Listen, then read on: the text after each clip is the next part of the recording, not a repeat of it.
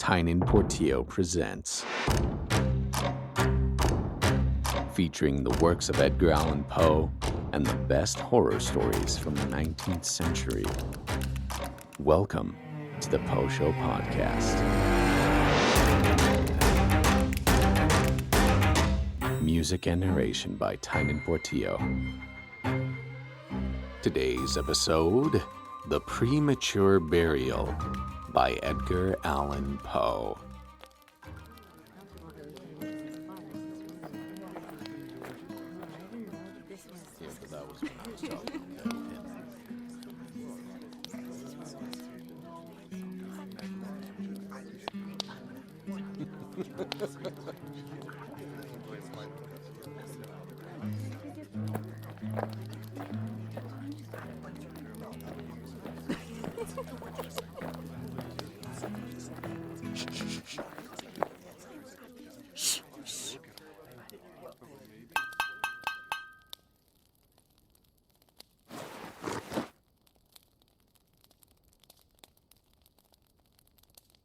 There are certain themes of which the interest is all-absorbing, but which are too entirely horrible for the purposes of legitimate fiction.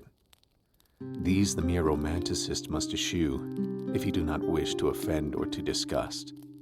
They are with propriety handled only when the severity and majesty of truth sanctify and sustain them.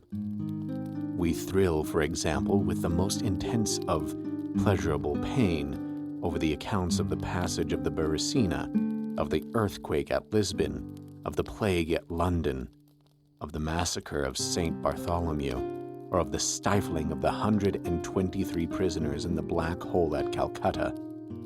But in these accounts it is the fact, it is the reality, it is the history which excites. As inventions, we should regard them with simple abhorrence. I have mentioned some few of the more prominent and august calamities on record, but in these it is the extent, not less than the character of the calamity, which so vividly impresses the fancy. I need not remind the reader that from the long and weird catalogue of human miseries, I might have selected many individual instances more replete with essential suffering than any of these vast generalities of disaster. The true wretchedness, indeed, the ultimate woe, is particular, not diffuse. That the ghastly extremes of agony are endured by man the unit, and never by man the mass. For this let us thank a merciful God.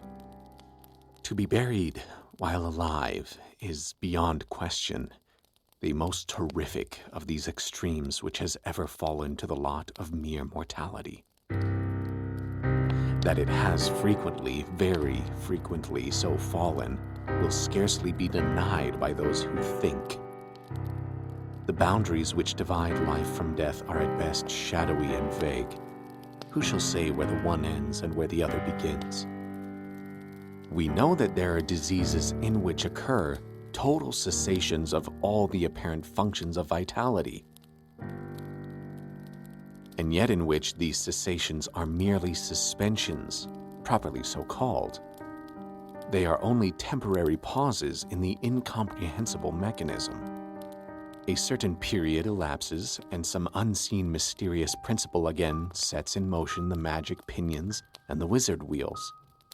The silver cord was not forever loosed, nor the golden bowl irreparably broken.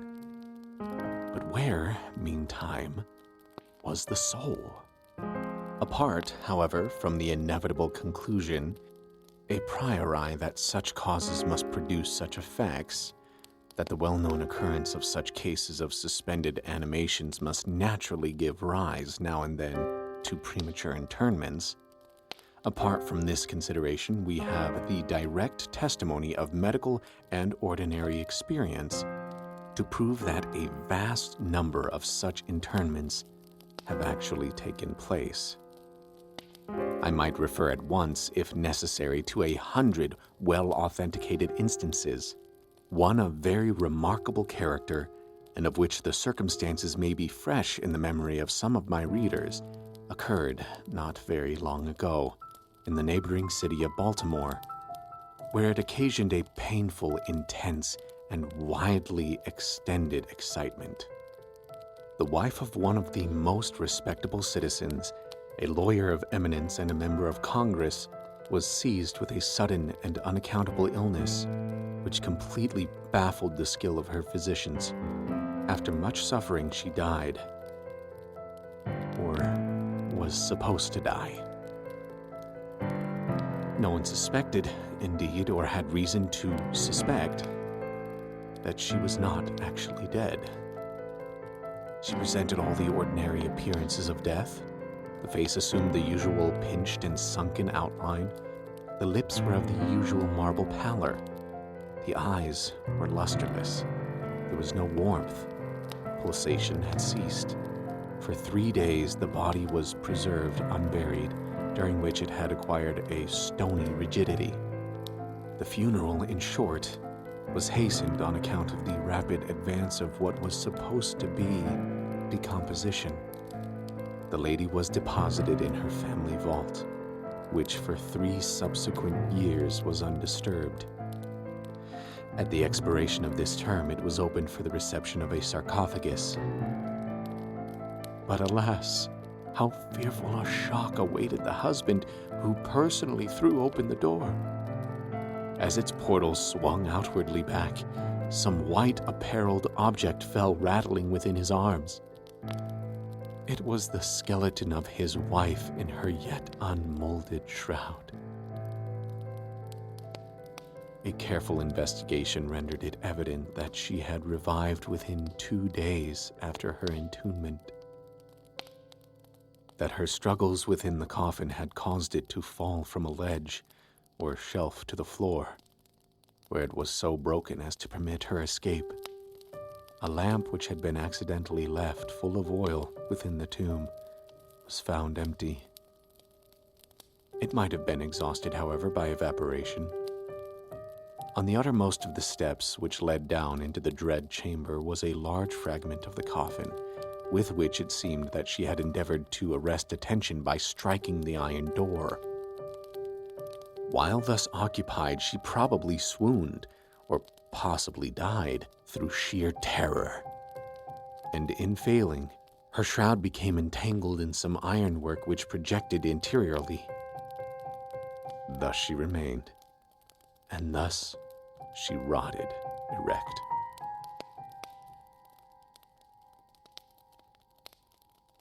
In the year 1810, a case of living inhumation happened in France, attended with circumstances which go far to warrant the assertion that truth is, indeed, stranger than fiction.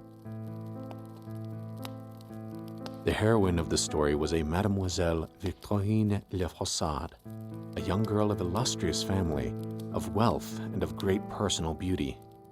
Among her numerous suitors was Julien Bosset, a poor litterateur or journalist of Paris. His talents and general amiability had recommended him to the notice of the heiress, by whom he seems to have been truly beloved. But her pride of birth decided her finally to reject him and to wed a Monsieur René, a banker and a diplomatist of some eminence.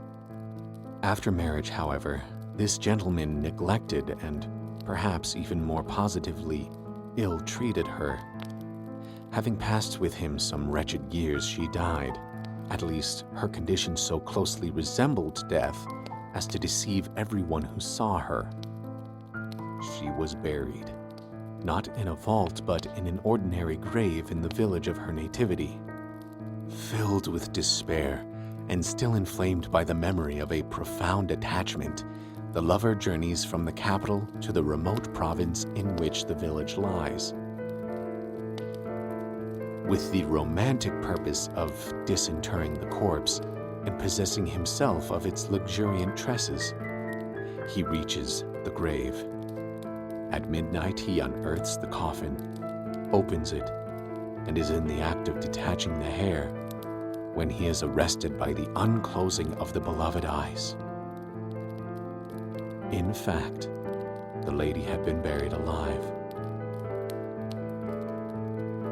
Vitality had not altogether departed, and she was aroused by the caresses of her lover from the lethargy which had been mistaken for death. He bore her frantically to his lodgings in the village. He employed certain powerful restoratives suggested by no little medical learning. In fine, she revived. She recognized her preserver. She remained with him until, by slow degrees, she fully recovered her original health. Her woman's heart was not adamant, and this last lesson of love sufficed to soften it. She bestowed it upon Bosset. She returned no more to her husband, but concealing from him her resurrection, fled with her lover to America. 20 years afterward, the two returned to France, in the persuasion that time had so greatly altered the lady's appearance that her friends would be unable to recognize her. They were mistaken, however, for at the first meeting, Monsieur René did actually recognize and make claim to his wife. This claim she resisted, and a judicial tribunal sustained her in resistance, deciding that the peculiar circumstances with the long lapse of years had extinguished not only equitably, but legally the authority of the husband. The Chirurgical Journal of Leipzig, a periodical of high authority and merit, which some American bookseller would do well to translate and republish, records in a late number a very distressing event of the character in question. An officer of artillery, a man of gigantic stature and of robust health, being thrown from an unmanageable horse, received a very severe contusion upon the head, which rendered him insensible at once. The skull was slightly fractured, but no immediate danger was apprehended. Trepanning was accomplished successfully. He was bled, and many other of the ordinary means of relief were adopted. Gradually, however, he fell into a more and more hopeless state of stupor, and finally, it was thought that he died. The weather was warm, and he was buried with indecent haste in one of the public cemeteries. His funeral took place on Thursday. On the Sunday following, the grounds of the cemetery were, as usual, much thronged with visitors, and about noon an intense excitement was created by the declaration of a peasant that, while sitting upon the grave of the officer, he had distinctly felt a commotion of the earth, as if occasioned by someone struggling beneath. At first, little attention was paid to the man's asseveration, but his evident terror and the dogged obstinacy with which he persisted in his story had at length their natural effect upon the crowd. Spades were hurriedly procured, and the grave, which was shamefully shallow, was in a few minutes so far thrown open that the head of its occupant appeared. He was then seemingly dead, but he sat nearly erect within his coffin, the lid of which, in his furious struggles, he had partially uplifted. He was forthwith conveyed to the nearest hospital, and there pronounced to be still living, although in an asphytic condition. After some hours he revived, recognized individuals of his acquaintance, and in broken sentences spoke of his agonies in the grave. From what he related, it was clear that he must have been conscious of life for more than an hour while inhumed before lapsing into insensibility. The grave was carelessly and loosely fitted with an exceedingly porous soil, and thus some air was necessarily admitted. He heard the footsteps of the crowd overhead and endeavored to make himself heard in turn. It was the tumult within the grounds of the cemetery, he said, which appeared to awaken him from a deep sleep. But no sooner was he awake than he became fully aware of the awful horrors of his position. This patient, it is recorded, was doing well and seemed to be in a fair way of ultimate recovery, but fell a victim to the quackeries of medical experiment. The galvanic battery was applied, and he suddenly expired in one of those ecstatic paroxysms which, occasionally, it superinduces. The mention of the galvanic battery, nevertheless, recalls to my memory a well-known and very extraordinary case in point, where its action proved the means of restoring to animation a young attorney of London who had been interred for 2 days. This occurred in 1831 and created, at the time, a very profound sensation wherever it was made the subject of converse. The patient, Mr. Edward Stapleton, had died, apparently of typhus fever, accompanied with some anomalous symptoms which had excited the curiosity of his medical attendants. His friends were requested to sanction a post-mortem examination, but declined to permit it. As often happens when such refusals are made, the practitioners resolved to disinter the body and dissect it at leisure in private. Arrangements were easily effected with some of the numerous corps of body snatchers with which London abounds, and upon the 3rd night after the funeral, the supposed corpse was unearthed from a grave 8 feet deep and deposited in the opening chamber of one of the private hospitals. An incision of some extent had been actually made in the abdomen when the fresh and undecayed appearance of the subject suggested an application of the battery. One experiment succeeded another, and the customary effects supervened, with nothing to characterize them in any respect except, upon 1 or 2 occasions, a more than ordinary degree of life-likeness in the convulsive action. It grew late. The day was about to dawn, and it was thought expedient at length to proceed at once to the dissection. A student, however, was especially desirous of testing a theory of his own, and insisted upon applying the battery to one of the pectoral muscles. A rough gash was made, and a wire hastily brought in contact, when the patient, with a hurried but quite unconvulsive movement, arose from the table, stepped into the middle of the floor, gazed about him uneasily for a few seconds, and then spoke. What he said was unintelligible, but words were uttered. The syllabification was distinct. Having spoken, he fell heavily to the floor. For some moments, all were paralyzed with awe, but the urgency of the case soon restored them their presence of mind. It was seen that Mr. Stapleton was alive, although in a swoon. Upon exhibition of ether, he revived and was rapidly restored to health and to the society of his friends, from whom, however, all knowledge of his resuscitation was withheld until a relapse was no longer to be apprehended. Their wonder, their rapturous astonishment, may be conceived. The most thrilling peculiarity of this incident, nevertheless, is involved in what Mr. S. himself asserts.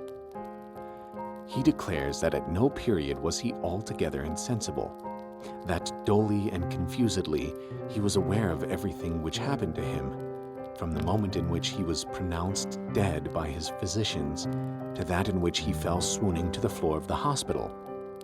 "I am alive," were the uncomprehended words which, upon recognizing the locality of the dissecting room, he had endeavored in his extremity to utter.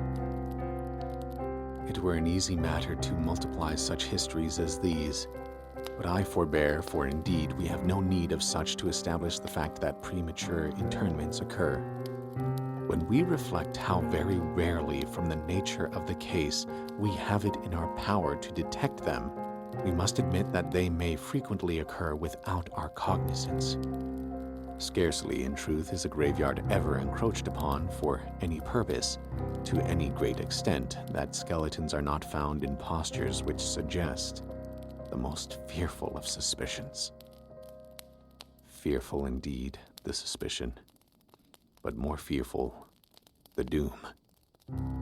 It may be asserted without hesitation that no event is so terribly well adapted to inspire the supremeness of bodily and of mental stress as is burial before death. The unendurable oppression of the lungs, the stifling fumes from the damp earth, the clinging to the death garments, the rigid embrace of the narrow house, the blackness of the absolute night, the silence like a sea that overwhelms, the unseen but palpable presence of the conqueror worm. These things, with the thoughts of the air and grass above, with memory of dear friends who would fly to save us if but informed of our fate, and with consciousness that of this fate they can never be informed, that our hopeless portion is that of the really dead. These considerations, I say, carry into the heart, which still palpitates, a degree of appalling and intolerable horror from which the most daring imagination must recoil. We know nothing of so agonizing upon earth. We can dream of nothing half so hideous in the realms of the nethermost hell, and thus all narratives upon this topic have an interest profound, an interest nevertheless, which through the sacred awe of the topic itself, very properly and very peculiarly, depends upon our conviction of the truth of the matter narrated. What I have now to tell is of my own actual knowledge, of my own positive and personal experience. For several years, I had been subject to attacks of the singular disorder which physicians have agreed to term catalepsy, in default of a more definitive title. Although both the immediate and the predisposing causes and even the actual diagnosis of this disease are still mysterious, its obvious and apparent character is sufficiently well understood. Its variations seem to be chiefly of degree. Sometimes the patient lies for a day only, or even for a shorter period in a species of exaggerated lethargy. He is senseless and externally motionless, but the pulsation of the heart is still faintly perceptible. Some traces of warmth remain. A slight color lingers within the center of the cheek, and upon application of a mirror to the lips, we can detect a torpid, unequal, and vacillating action of the lungs. Then again, the duration of the trance is for weeks, even for months, while the closest scrutiny and the most rigorous medical tests fail to establish any material distinction between the state of the sufferer and what we conceive of absolute death. Very usually, he is saved from premature internment solely by the knowledge of his friends that he has been previously subject to catalepsy, by the consequent suspicion excited, and above all, by the non-appearance of decay. The advances of the malady are, luckily, gradual. The first manifestations, although marked, are unequivocal. The fits grow successively more and more distinctive, and endure each for a longer term than the preceding. In this lies the principal security from inhumation. The unfortunate whose first attack should be of the extreme character, which is occasionally seen, would almost inevitably be consigned alive to the tomb. My own case differed in no important particular from those mentioned in medical books. Sometimes, without any apparent cause, I sank, little by little, into a condition of hemi-syncope, or half-swoon. And in this condition, without pain, without ability to stir, or strictly speaking, to think, but with a dull, lethargic consciousness of life and of the presence of those who surrounded my bed, I remained until the crisis of the disease restored me suddenly to perfect sensation. At other times I was quickly and impetuously smitten. I grew sick and numb and chilly and dizzy, and so fell prostrate at once. Then for weeks all was void and black and silent, and nothing became the universe. Total annihilation could be no more. From these latter attacks I awoke, however, with a gradation slow in proportion to the suddenness of the seizure. Just as the day dawns to the friendless and houseless beggar who roams the streets throughout the long, desolate winter night, just so tardily, just so wearily, just so cheerily came back the light of the soul to me. Apart from the tendency to trance, however, my general health appeared to be good, nor could I perceive that it was at all affected by the one prevalent malady, unless indeed an idiosyncrasy in my ordinary sleep may be looked upon as superinduced. Upon awaking from slumber, I could never gain at once thorough possession of my senses, and always remained for many minutes in much bewilderment and perplexity. The mental faculties in general, but the memory in especial, being in a condition of absolute abeyance. In all that I endured, there was no physical suffering, but of moral distress and infinitude. My fancy grew charnel. I talked of worms, of tombs and epitaphs. I was lost in reveries of death, and the idea of premature burial held continual possession of my brain. The ghastly danger to which I was subjected haunted me day and night. In the former, the torture of meditation was excessive, in the latter supreme. When the grim darkness overspread the earth, then with every horror of thought, I shook as the quivering plumes upon the hearse.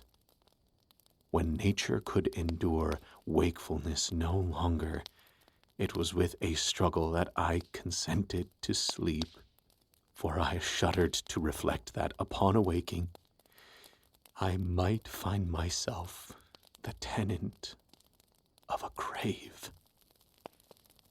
And when finally I sank into slumber, it was only to rush at once into a world of phantasms, above which, with vast, stable, overshadowing wing, hovered, predominant, the one sepulchral idea. From the innumerable images of gloom which thus oppressed me in dreams, I select for record but a solitary vision. Methought I was immersed in a cataleptic trance of more than usual duration and profundity. Suddenly there came an icy hand upon my forehead, and an impatient, gibbering voice whispered the word, "Arise!" within my ear. I sat erect. The darkness was total. I could not see the figure of him who had aroused me. I could call to mind neither the period at which I had fallen into the trance, nor the locality in which I then lay. While I remained motionless, and busied in endeavors to collect my thought, the cold hand grasped me fiercely by the wrist, shaking it petulantly, while the gibbering voice said again, "Arise! Did I not bid thee arise?" "And who," I demanded, "art thou?" "I have no name in the regions which I inhabit," replied the voice mournfully. "I was mortal, but am fiend. I was merciless, but am pitiful. Thou dost feel that I shudder. My teeth chatter as I speak, yet it is not with the chilliness of the night without end. But this hideousness is insufferable. How canst thou tranquilly sleep? I cannot rest for the cry of these great agonies. These sights are more than I can bear. Get thee up. Come with me into the outer night, and let me unfold to thee the graves. Is not this a spectacle of woe? Behold. I looked, and the unseen figure which still grasped me by the wrist had caused to be thrown open the graves of all mankind.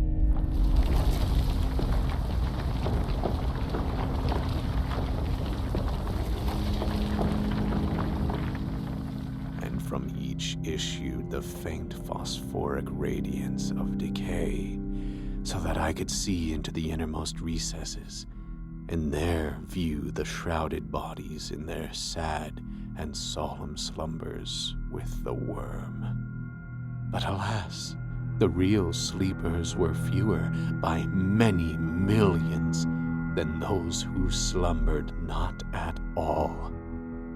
And there was a feeble struggling, and there was a general sad unrest. And from out the depths of the countless pits, there came a melancholy rustling from the garments of the buried. And of those who seemed tranquilly to repose, I saw that a vast number had changed, in a greater or lesser degree, the rigid and uneasy position in which they had originally been entombed. And the voice again said to me as I gazed, Is it not? Oh, is it not a pitiful sight? But before I could find words to reply, the figure had ceased to grasp my wrist. The phosphoric lights expired, and the graves were closed with a sudden violence, while from out them arose a tumult of despairing cries, saying again, Is it not? Oh God, is it not a very pitiful sight?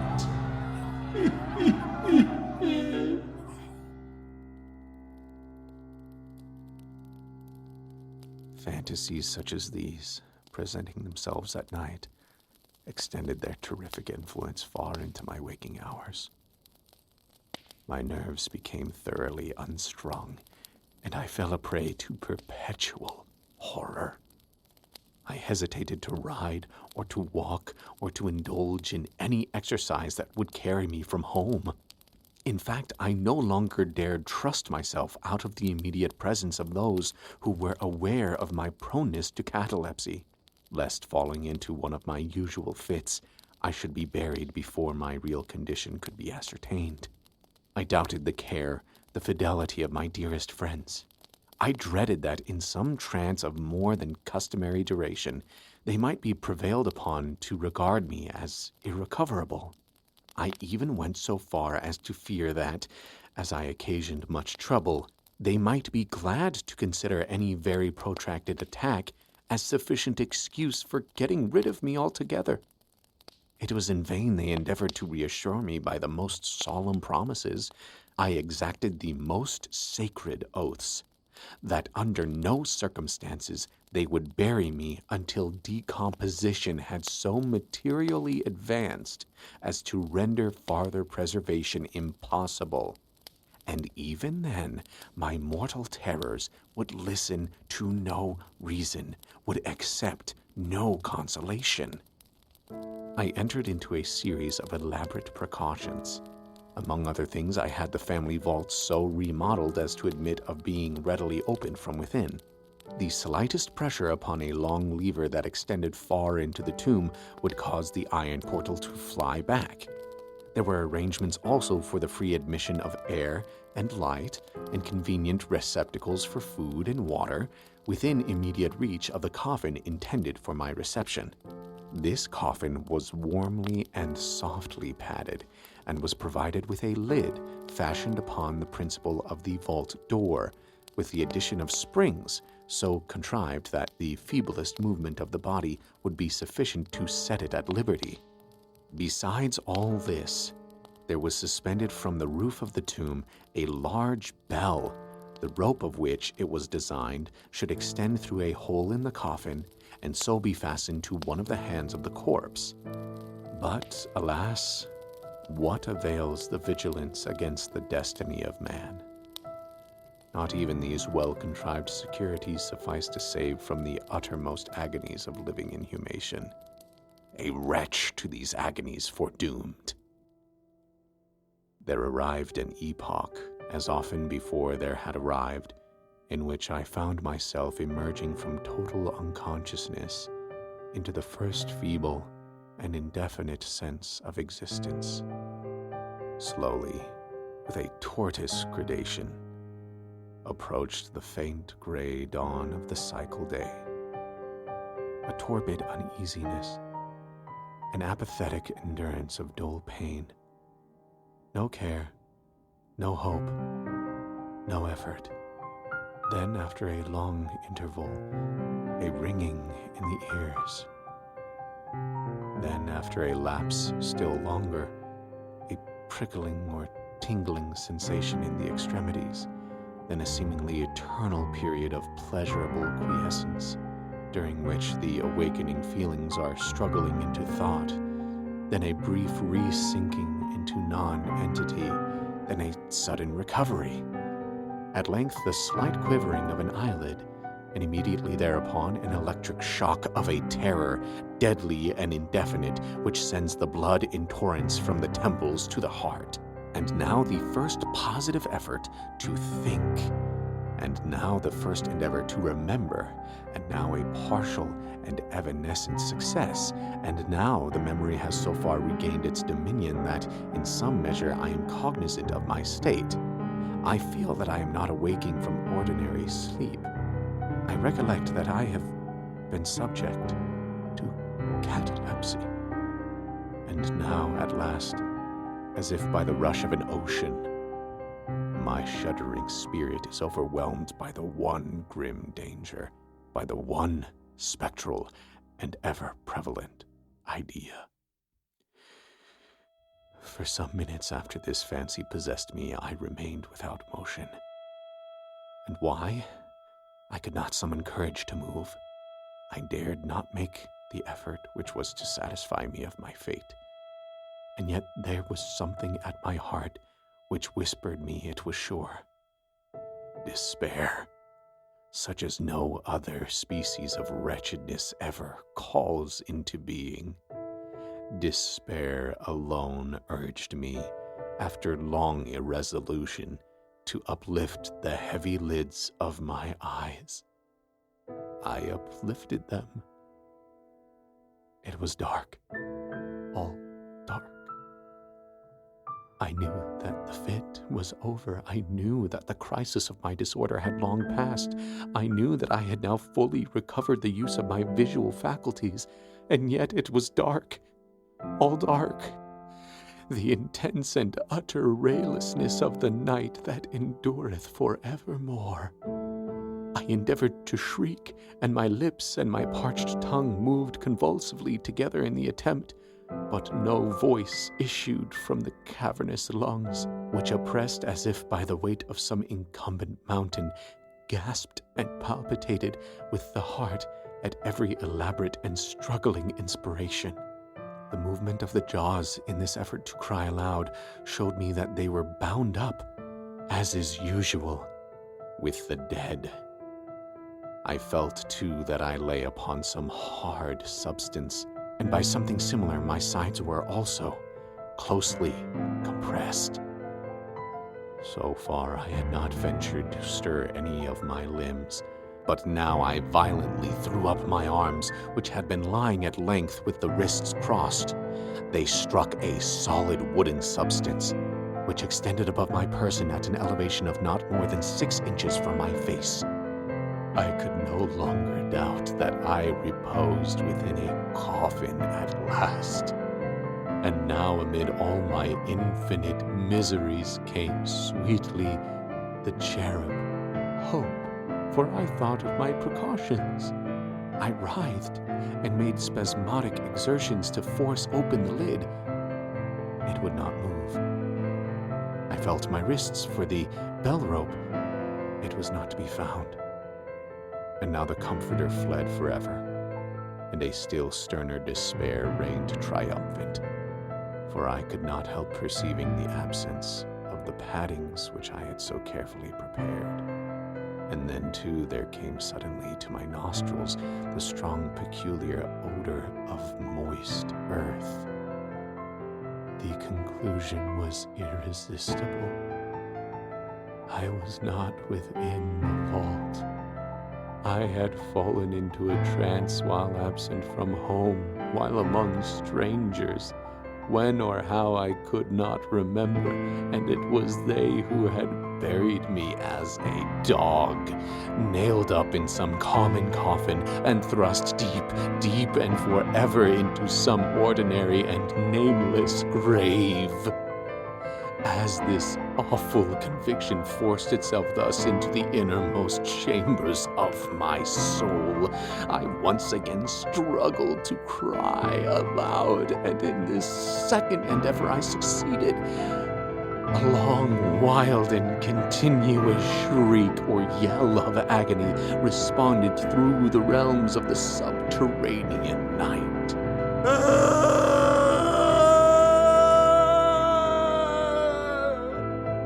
"Hello? Hello there," said a gruff voice in reply. "What the devil's the matter now?" Said a second. "Get out of that," Said a third. "What do you mean by yowling in that air kind of style like a cattymount?" Said a fourth. And hereupon I was seized and shaken without ceremony for several minutes by a junto of very rough-looking individuals. They did not arouse me from my slumber, for I was wide awake when I screamed, but they restored me to the full possession of my memory. This adventure occurred near Richmond in Virginia. Accompanied by a friend, I had proceeded upon a gunning expedition some miles down the banks of the James River. Night approached, and we were overtaken by a storm. The cabin of a small sloop lying at anchor in the stream and laden with garden mold afforded us the only available shelter. We made the best of it and passed the night on board. I slept in one of the only 2 berths in the vessel, and the berths of a sloop of 60 or 20 tons need scarcely be described. That which I occupied had no bedding of any kind. Its extreme width was 18 inches. The distance of its bottom from the deck overhead was precisely the same. Nevertheless, I slept soundly, and the whole of my vision, for it was no dream and no nightmare, arose naturally from the circumstances of my position, from my ordinary bias of thought, and from the difficulty, to which I have alluded, of collecting my senses, and especially of regaining my memory, for a long time after awaking from slumber. The men who shook me were the crew of the sloop, and some laborers engaged to unload it. From the load itself came the earthly smell. The bandage about the jaws was a silk handkerchief in which I had bound up my head in default of my customary nightcap. The bandage about the jaws was a silk handkerchief in which I had bound up my head in default of my customary nightcap. The tortures endured, however, were indubitably quite equal for the time to those of actual sepulture. They were inconceivably hideous.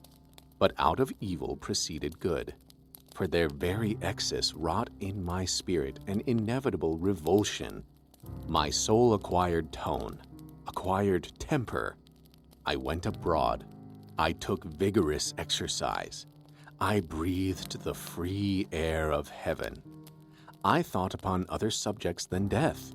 I discarded my medical books. Buchan I burned. I read no night thoughts, no fustian about churchyards, no bugaboo tales such as this. In short, I became a new man and lived a man's life. From that memorable night I dismissed forever my charnel apprehensions, and with them vanished the cataleptic disorder of which, perhaps, they had been less the consequence than the cause. There are moments when, even to the sober eye of reason, the world of our sad humanity may assume the semblance of a hell. But the imagination of man is no Carathis to explore with impunity its every cavern. Alas, the grim legion of sepulchral terrors cannot be regarded as altogether fanciful. But, like the demons in whose company Afrasiab made his voyage down the Oxus, they must sleep, or they will devour us. They must be suffered to slumber, or we perish.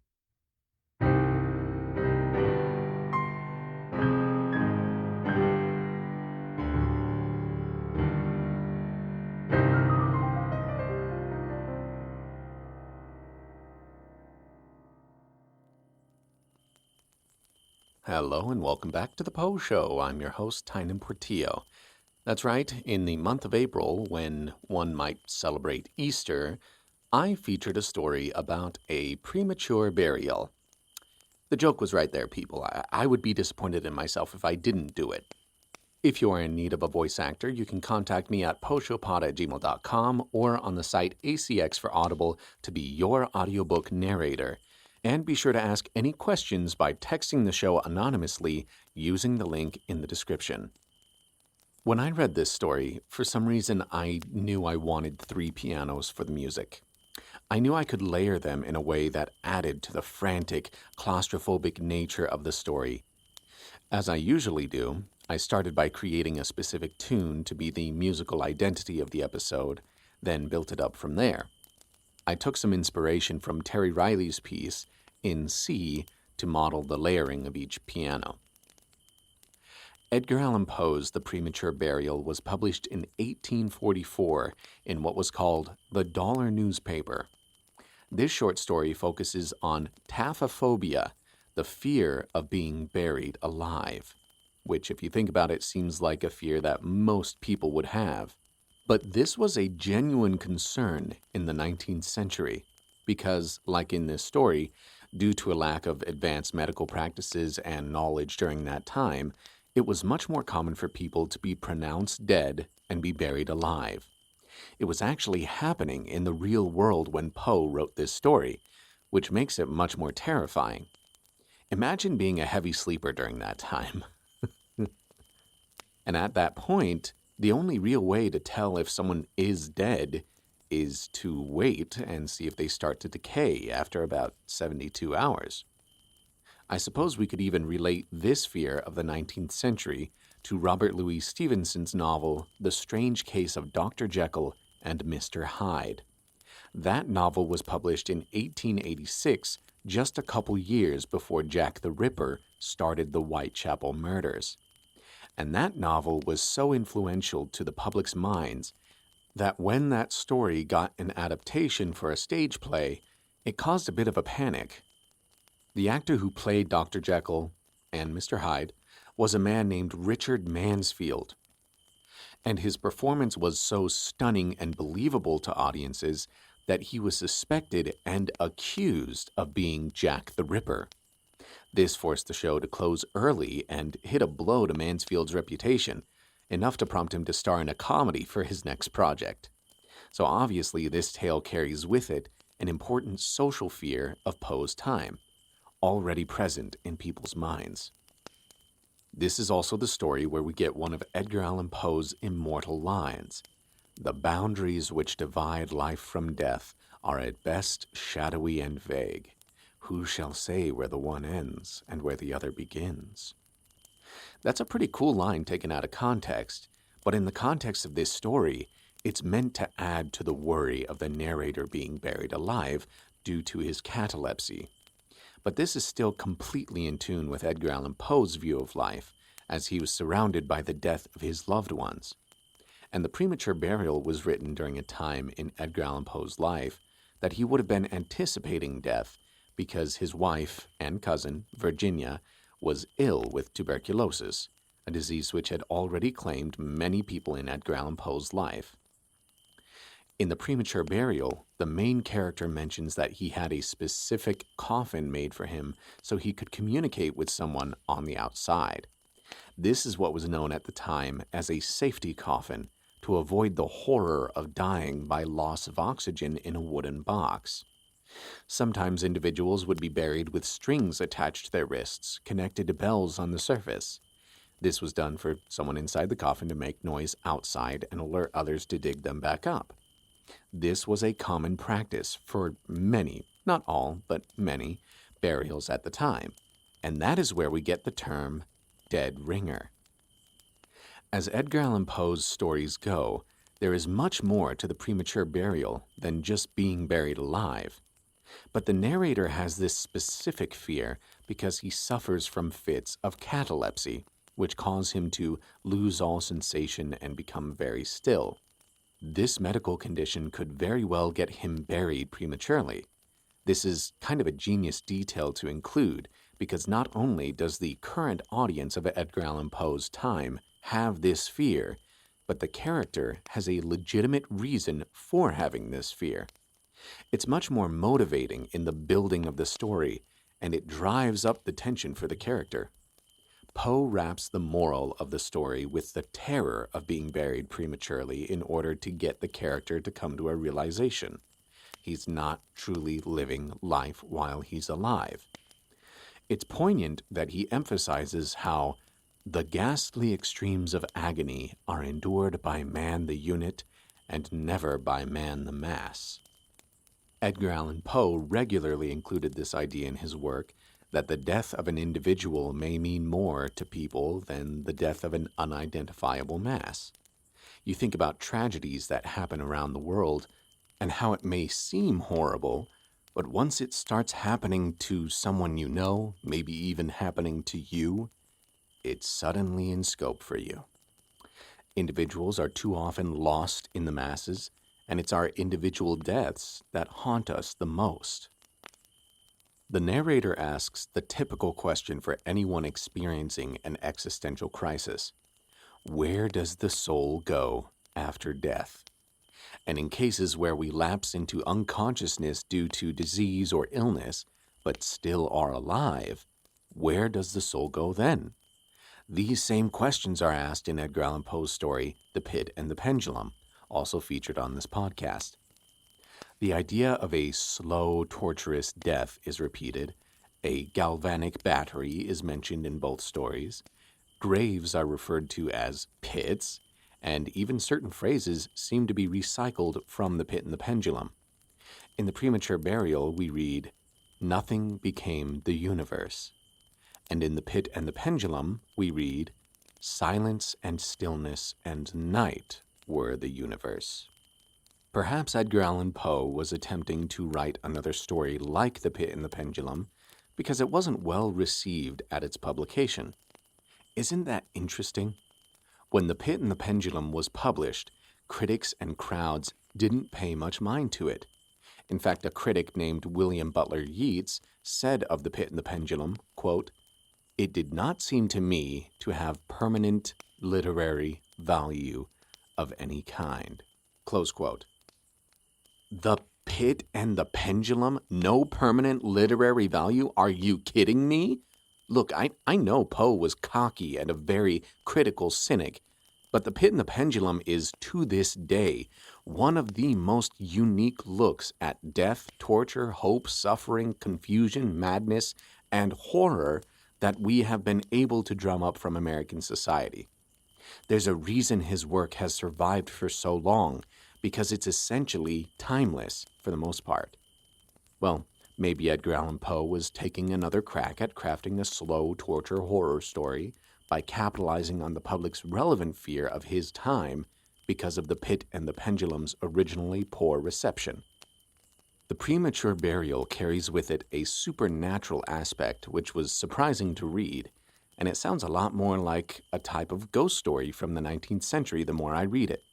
The narrator says he has a dream of an unseen figure showing him all the open graves of the world, and he sees that the graves of those buried alive are far greater than those who have actually been dead.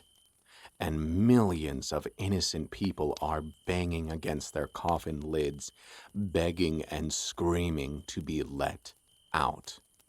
It's a horrific image, but I feel like the way Edgar Allan Poe wrote it makes it difficult to understand. I know, I just got incredulous at someone daring to criticize Edgar Allan Poe, and now I'm doing it. So sue me. The writing of the 19th century is very much about writing rather than telling a story. You get what I mean? It might be argued that the complexity of writing has thus been exchanged for the telling of a good story nowadays, where narrative comes at the expense of personal style or literary intelligence. Some writers even assume that the style of writing is better than the reason for writing. You may see this in a writer who expresses an interesting idea, but doesn't expound upon it in a meaningful way. Edgar Allan Poe was not guilty of this, as he grew up during the Romantic era of writing, which focused on expressing emotion, individualism, explorations of melancholy topics, and an idealization of women. And if that's not just like Poe to write about, then nothing is. The Romantic era of literature was then succeeded by the era of realism, where writers started making stories more centered around ordinary people. This is where playwrights like Anton Chekhov started to gain a foothold in history, crafting stories where, quote-unquote, nothing happens. I actually starred in a short film based on one of Chekhov's short stories, Polinka, and it was so fun to work with everyone on set, and such an amazing part to get to do. I'm so grateful to Alex Richard Thomas for trusting me to play that part. One writer that is guilty of sacrificing reason for style is, in my humble and possibly wrong opinion, Ray Bradbury. Don't get mad at me yet, hear me out. Ray Bradbury is a great author of books. His style of writing has this ethereal nature to it that makes you feel like you're swimming through his stories. But because of that, you have to appreciate his stories for their story and ideas, not necessarily for the full logical sense of character motivations or continuity. For example, for those who don't know, Ray Bradbury created something called the Ray Bradbury Theater, a TV show with 6 seasons, which, if you're interested, is available on Amazon Prime. Not sponsored, by the way. And I would recommend it to anyone who loves spooky short stories like Goosebumps or Are You Afraid of the Dark? The thing is, I don't think Ray Bradbury's stories always work well with film.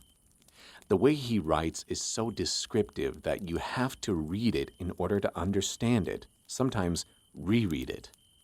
If you just watch it, it gets confusing and a bit pedantic. Some episodes do it really well, like Marionettes Incorporated. Great episode. But some others, like The Playground with William Shatner, I feel need to be read rather than filmed.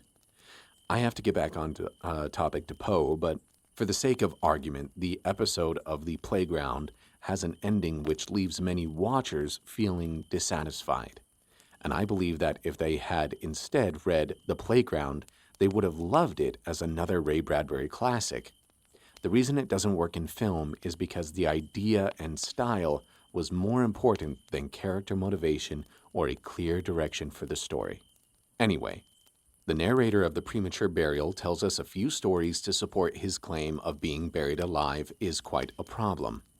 He uses this as evidence to support his extreme paranoia.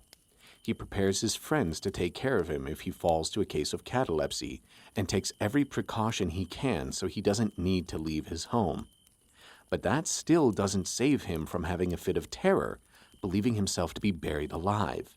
In reality, he's only fallen asleep in the sleeping berth of a ship, seeking shelter from a storm. Like I said, this makes the narrator realize his fear has prevented him from enjoying his life. This reminds me of one of my favorite movies, Soul, by Disney and Pixar. That whole movie is an exploration of what it means to be alive, our human passions, and what the true purpose of life really is. To me, the movie is saying that the meaning of life is to live, to enjoy walking in the sun, listening to the wind in the trees or the sounds of a city at night, bringing a smile to a loved one's face, or even just eating a good piece of pizza. That's what life is about, living every bit of it. And that's what the narrator of the Premature Burial does, and his catalepsy even goes away after this event. One of his final thoughts is, There are moments when, even to the sober eye of reason, the world of our sad humanity may assume the semblance of a hell, but the imagination of man is no Carathis to explore with impunity its every cavern. It's not our job to worry about all the things that could go wrong, because they'll go wrong anyway. Might as well embrace it just to get rid of the worry. Keep living, figure it out, make it better. This actually makes the Premature Burial one of the most hopeful stories that Edgar Allan Poe ever wrote. Actually, at this time, Edgar Allan Poe had just written his story, The Gold Bug, which won him $100 in a contest and gained him some notoriety. He quickly obtained a position as a sub-editor for the New York Mirror, so now had an income. And once he published The Raven by 1845, he was really gaining popularity. It seems likely to me that this good fortune made Poe more hopeful for his future in some regard. But keep in mind the true themes of The Raven, which is what he was silently struggling with in his personal life. The final paragraph gets a little confusing as he references characters like Carathis, Afrasiab, I think that's how you say it, and Oxus. This is a reference to the novel Stanley by Horace Binney Wallace. They are characters featured in that story. Doesn't need to make a lot of sense for the message to get across, though. If I'm being honest, I expected a lot more from this story. I thought the narrator was going to actually be buried alive, and I was excited to see a kind of Kill Bill scenario happen when he claws his way out of the grave.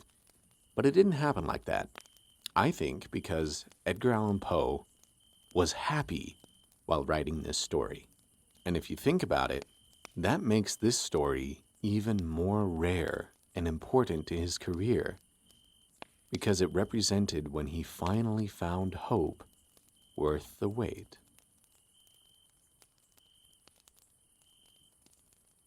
Thank you so much for listening to this episode of the podcast. It's listeners like you who make this all worthwhile.